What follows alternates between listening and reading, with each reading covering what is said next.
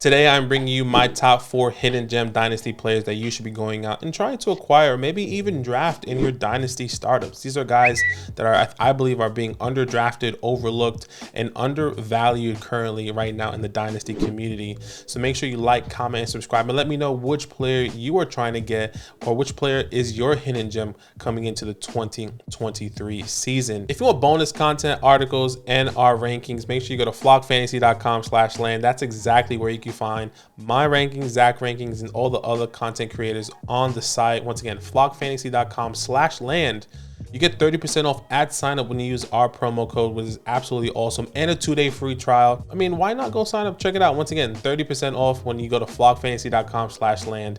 Bonus videos, articles, and all of our rankings. So make sure you go check that out. And let's get straight to it. My first hidden gem player that you should be getting on the low right now, and this may be a surprise for some people, that is Damien Harris. And I know, yes, I am a James Cook believer, but I actually really like this landing spot and what the Buffalo Bills are doing by picking up Damien Harris and what he could potentially bring to this offense. And let me remind you what Damien has done in the past, where he finished the top 15 running back in 2021, 220 carries, 929 yards, and 15 touchdowns he had in 2021, where he was a top 15 RB14 actually on the year.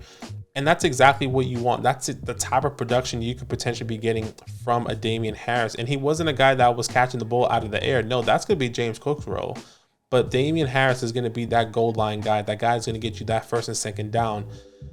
And, you know, you can't just continue to run the ball with Josh Allen. You can't continue to have Josh Allen being your RB1 on this team, because it's just not viable. We saw the injuries happen, even though it hasn't happened to Josh Allen significantly to where he is missing a multitude of games, but we've seen it with other quarterbacks like Lamar Jackson. And if you've been following our channel, I've been saying Josh Allen needs to stop running the ball. As much as he is talented in running the ball and creating space and making guys miss tackles, he's going to get hurt, and he's going to be in a year where he's having a phenomenal year, and then he hurts his ankle or he hurts his knee and he has to be out for 4 to 5 games. And then for that reason, they miss the playoffs. Reminds you of somebody, Lamar Jackson, right? So what the Buffalo Bills are doing here by picking up Damien Harris, probably one of the biggest backs that they have acquired, that they've had on their team. I'm pretty sure he is bigger than Zach Moss. He's definitely bigger than Devin Singletary. There's no doubt. Now James Cook. Damien Harris is going to be this guy. Once again, in 2021, he was 5th amongst running backs in touchdowns scored. He was also 5th in breakaway runs. Do we remember that year in the I'm pretty sure it was the playoffs. So I remember the Patriots going to Buffalo on that windy game and Damien Harris breaking out for like a 60-yard touchdown.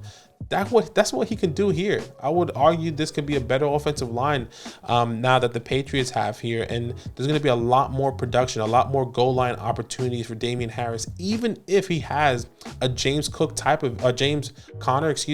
of year. Why not get a Damien Harris right now on the low? I just bought him, in one of our other videos that are going to be coming out later for the second round. What's the value of the second round draft pick? He's worth the 212 right now. So if I can send the 212 for Damien Harris at this very moment, I would. If I'm a James Cook owner and I want Damien Harris just to kind of lock up that backfield, that's exactly what I would do. I would definitely stretch it out if I might have to overpay, and maybe let's say the 210, 209. If some of these running backs and wide receivers, even tight ends, if some of these guys don't get the draft capital that we're expecting, I'm willing to stretch out, my value a little bit, just in the belief that Damien Harris could potentially help my team and once again have another top 15 running back finish season. Last year in 2022 didn't have the best year. He definitely did miss some time with missing 6 games. And this was also the year that we saw the Ramondre Stevenson role kind of emerge. And I'm a Ramondre Stevenson believer, and I was expecting him to take over this role. But, Ramondre Stevenson came in as an original third down back to then grow into that first and second down and third down guy, where I think it's pretty clear where the Bills are going. Damien Harris is a first and second down guy and goal line guy because they need one. And now you're saying, well, they can draft a running back. Absolutely, they can draft a running back. But there has to be a specific running back. If they draft a Devin A-Chain, right? If they draft one of these smaller running backs like a Tajay Spears, I will be more concerned that Tajay Spears or Chase Brown could potentially take over the James Cook role. And maybe they may not be a pass catching back or what James Cook kind of specializes in. But if they do draft him, they're more taking over the James Cook role than the Damian Harris role, I would say, in this year specifically. And then we can see them in their year 2 take over Damian Harris. Maybe you agree, maybe you disagree, whatever the case may be, let me know. But if I can get Damian Harris once again for the 212 in a rookie mock draft, or maybe in the 15th, 16th round in a dynasty startup, I would say as we get closer and closer to the season, we're going to be seeing him rise. And once we know that this Buffalo Bill, whether they draft a running back that can take over Damian Harris' role or not, he's going to be rising and continue to rise at that point. So once again, try and get Damian Harris if you can. I think this is a really great hidden gem. Could be a good low-end RB2 right now. And then maybe he could get into that high-end mid RB2 role, which is really exciting. So get Damian Harris right now if you possibly can. My second hidden gem player that you should be going on trying to acquire on the low right now is DJ Chark. Yes, it is DJ Chark. And I'm starting to kind of believe this landing spot that the Panthers signed him and what I can potentially see him take his talents to. And let me remind you what DJ Chark used to be, right? He was a second round draft pick out of LSU. In 2018, he's only 26 years old. He is 6'4", 198 pounds. So he's a big body receiver that can definitely spread the field for you and go get those contested catches. Let me remind you also in 2019, he was a top 17 wide receiver in, once again, 2019. Over 117 targets, over 1,000 yards, and 8 touchdowns. DJ Chark was a guy that we were all believing to take the next step going into 2020, but that actually wasn't the case, where he significantly struggled and we weren't expecting that downfall. But there's a new revitalization, right? New team, new me, new year, new me, whatever the case may be with DJ Chark. He signs with the Carolina Panthers, a 1-year deal. And I can understand it and why they want to bring in someone like Chark, being a big body wide receiver and probably the only big body wide receiver you have on this team outside of Terrace Marshall, right? So you bring DJ Chark in, you sign Adam Thielen to a 3-year contract, and I think he is going to be like the dad of this group, saying, you know what, let me help you guys get some veteran presence in this room. That's exactly what this team needs, some veteran presence in the wide receiver room, something that they were lacking last year outside of DJ Moore, right? So why DJ Chark? Why should we go out and start to acquire him right now? One is because of the price. I believe there's a price right now that DJ Chark is a really, really good buy low scenario. He's currently going for the 212 right now in a rookie draft, excuse me. So if you can send the 212 for DJ Chark and acquire him on the low and take a swing on him, just if some of these running backs, wide receivers, or tight ends are off the board, or maybe you're a guy at the 212 that you have as like, do I get my guy, or I just try to swing for the fences here with DJ Chark? Try and swing for the fences with DJ Chark and see what you can do here, right? He can be the diamond in the hay, if you know what I mean. Shout out to all the ones that know what I'm talking about. So once again, he's wide receiver 61 at this very moment at recording. He's 26 years old. And the biggest thing everyone's probably going to say, well, can he stay healthy? And yes, that is a massive, massive thing. He needs to stay healthy for him to have a shot and to compete on this team. And another thing, a lot of people are going to say, well, they're going to be drafting a wide receiver, but yes, they're going to also be drafting a quarterback.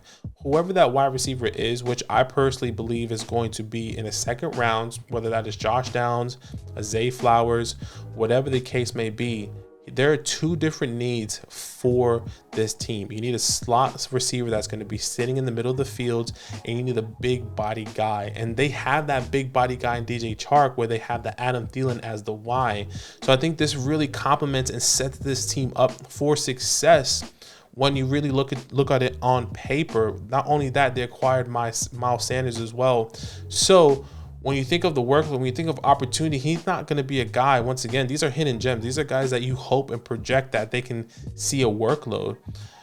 This DJ Chark is a guy that if he gets to the top 30 with, you know, over 100 targets, just under 1,000 yards, you're saying, okay, can he get a 2-year contract? Can he get another extension on this 1-year deal and see what he can do and see another year with another quarterback, another year with this offensive coordinator, whatever the case may be? That's what we're trying to do. We're trying to squeeze out this value and find the value where we can at this very moment. So he did miss some time last year in the past 2 years where he couldn't stay on the fields. But now, once again, he was one of the top wide receivers coming out of the class and a 2nd-round pick. Let's not forget that. 2nd-round pick, early 2nd-round pick for DJ Chark in 2018.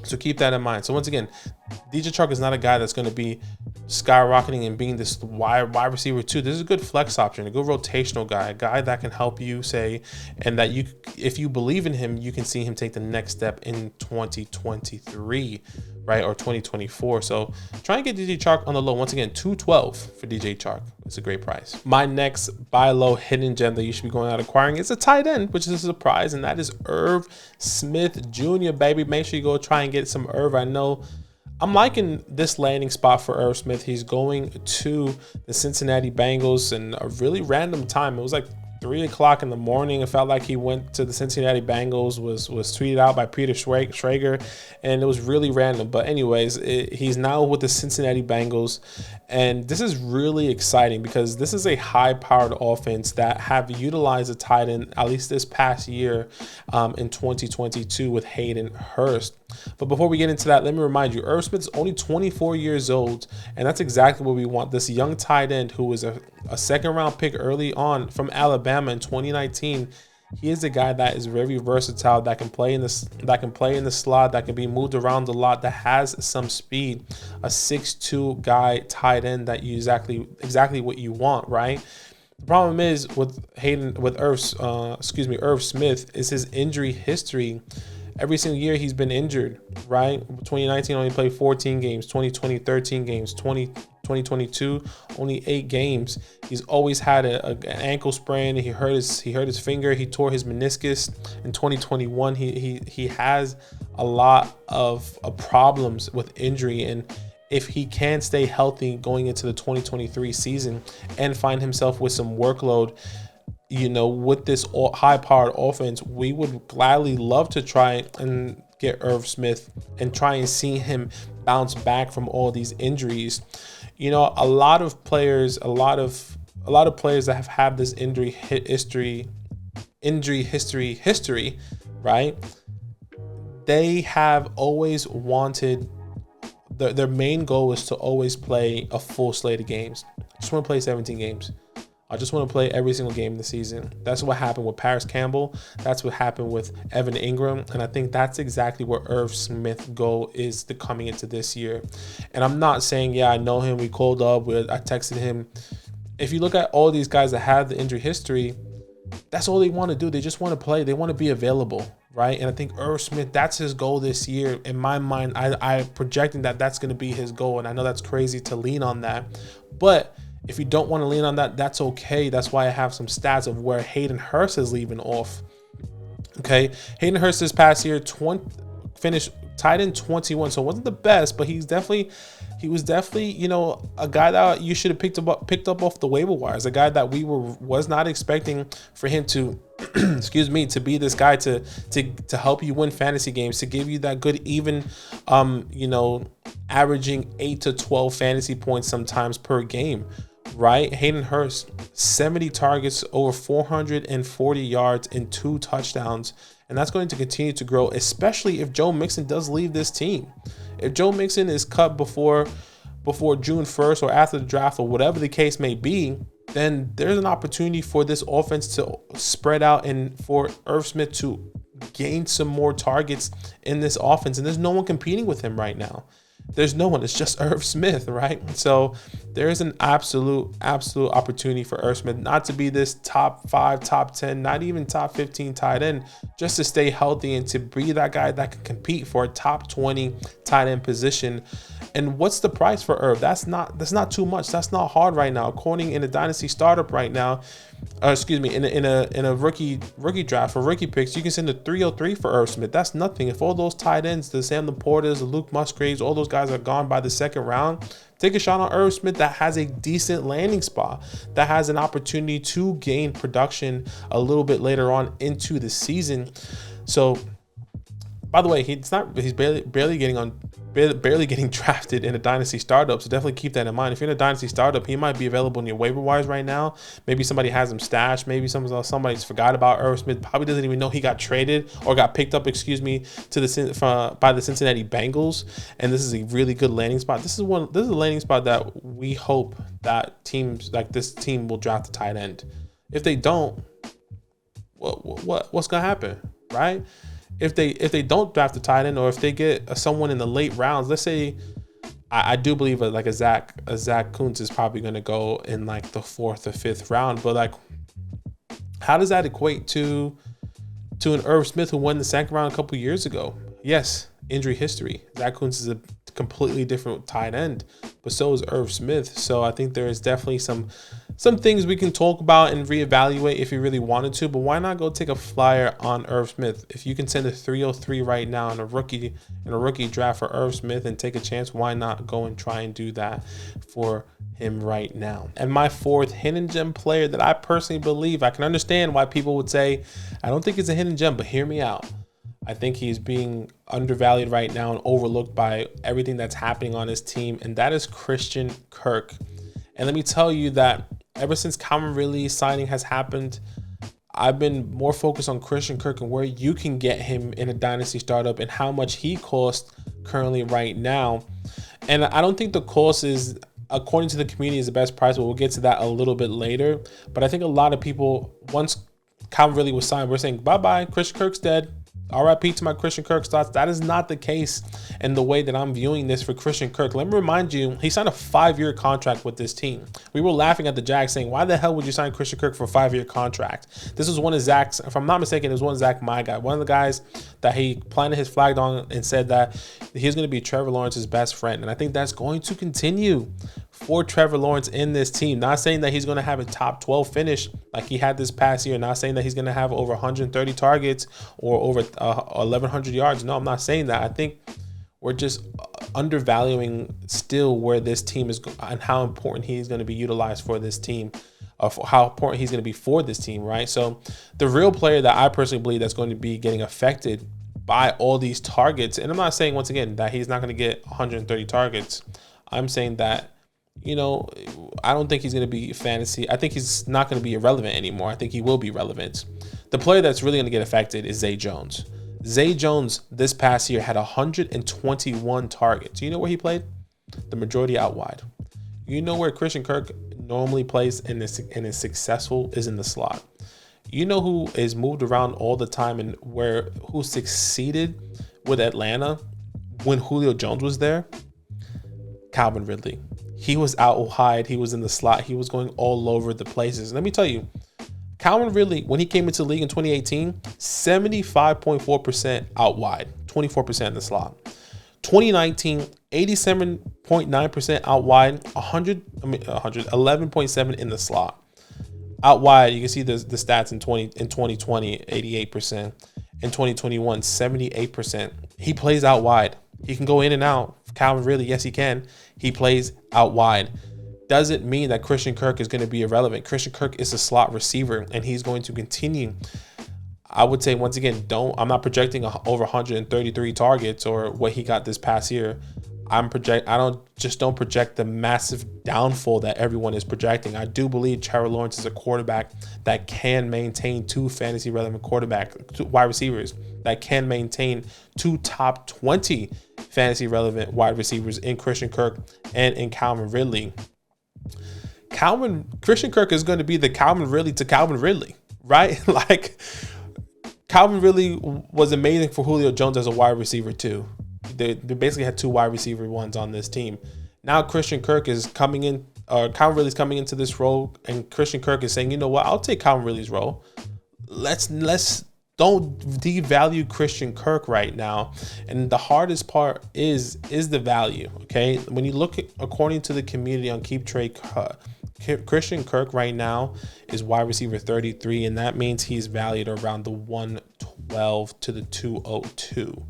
So if I can send the 202 for Christian Kirk, I would say I'm okay to do that if Zay Flowers and Josh Downs are off the board and maybe they didn't get the draft capital or whatever the case may be. I'm happy to do that for Christian Kirk. Now, would you rather have, now the next question is like, well, I can get the same exact price for a better wide receiver in Calvin Ridley at the 202. We see multiple people try to do it for the 201, 202, 203. You know, it's just up to you. And I think where the real value is for Christian Kirk is in a dynasty startup. Okay, the dynasty startup is exactly where Christian Kirk could definitely bring you that value. And I'll tell you, the last time we did a dynasty startup, he was somebody which was surprising, right? Calvin really normally goes in the 4th round.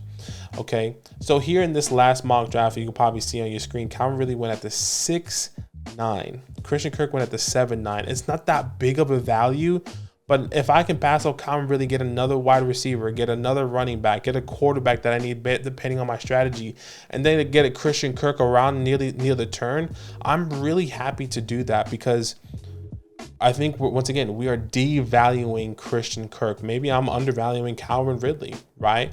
Let me also remind you, Calvin Ridley only signed a 1-year contract.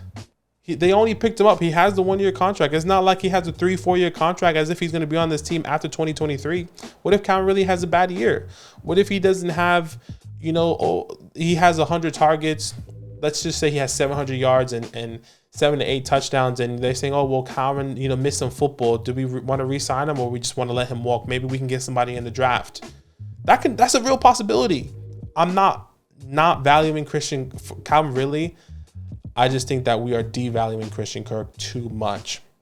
And maybe that is not seen in the fantasy community on Keep Trade Cut and what the value is happening with, you know, Christian Kirk being wide receiver 33 and Calvin Ridley being wide receiver 34. That's a joke. Everyone is drafting Calvin Ridley higher than Christian Kirk significantly. Another option that you can do, by the way, if you guys want, you can pivot. Christian Kirk or Deontay Johnson, you pick your poison. Christian Kirk for Amari Cooper, if you want to go younger, pick your poison. Christian Kirk, Hollywood Brown, pick your poison, right? There's so many ways that you can pivot. Do you want to do Christian Kirk? If you have a Rashad Bateman, do you trade away Rashad Bateman and an extra pick for Christian Kirk? I think I might do that based off of who Christian Kirk is playing for right now, who he's playing with in Trevor Lawrence. So once again, he may not be a hidden gem. Just know that as we get closer and closer to the season, I think his value might continue to fall once we truly know where these wide receivers goes. When we know where the Quintins go, the Josh Downs, the Zay Flowers, we're going to see Calvin really rise because all the hype. Calvin Ridley's back. We see him in a jersey. Oh my God, he's passing catches from Trevor Lawrence. Christian Kirk is like, yeah, I'm still going to be top 15, but okay, right? Don't devalue Christian Kirk. And that's exactly what I wanted to say. So, guys, Irv Smith, Christian Kirk, DJ Chark, and Damian Harris. These are my 4 hidden gems, guys, that I really, really believe can bring you some fantasy value at some point in time, whether it's now or in the middle of the season, or in the beginning of the season, or in the middle of the season. So definitely go check that out. Make sure you like, comment, and subscribe. Let me know which guys are your hidden gems, and if you like my takes, whether they're good or bad, whatever the case may be. And as always, it's all love. Now that those idiots are done talking, who needs some rankings? Hell yeah, I need some rankings. Then use promo code LAND, LAND, for 30% off any membership at flockfantasy.com. Oh, it's so easy. Even your grandma could scan that QR code right there.